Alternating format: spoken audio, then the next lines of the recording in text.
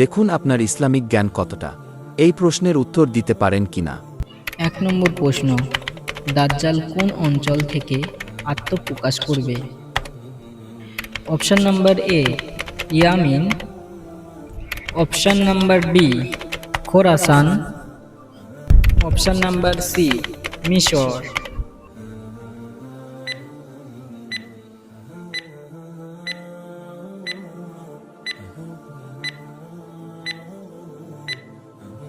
এই প্রশ্নের সঠিক উত্তর হলো অপশন নাম্বার বি খোরাসান।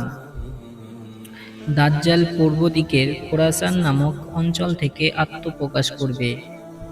হাদিসে উল্লেখ আছে যে সে এমন একটি জায়গা থেকে বার হবে যা পারস্য বর্তমান ইরানের অন্তর্ভুক্ত এবং তার সাথে 70,000 ইহুদি থাকবে। চলুন তাহলে 2 নম্বর প্রশ্নের দিকে আগানো যাক। 2 নম্বর প্রশ্ন হলো, দাজ্জালের সময় মুসলমানদের নেতৃত্বে কে থাকবেন?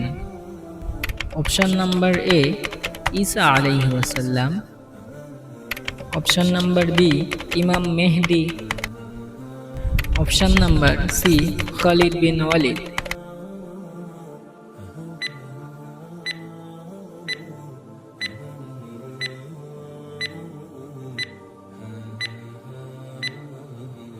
এই প্রশ্নের সঠিক উত্তর হলো option number B Imam Mehdi.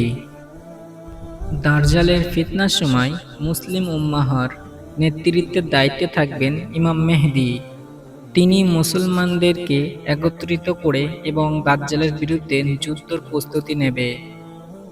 পরবর্তীতে হযরত ঈসা আলাইহিস সালাম আকাশ থেকে অবতরণ করবেন এবং ইমাম মেহদির পিছনে নামাজ আদায় করবেন। চলুন তাহলে 3 নম্বর প্রশ্নের দিকে আগানো যাক। 3 নম্বর প্রশ্ন হলো, দাজ্জালকে কোথায় হত্যা করা হবে? Option number A Khorasan, option number B বাবুল লুত, অপশন নাম্বার সি মদিনা।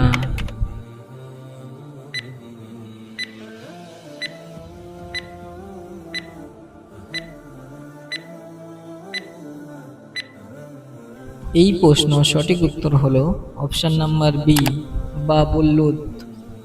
দাজ্জালের হত্যার দায়িত্ব পালন করবে হযরত ঈসা আলাইহিস সালাম।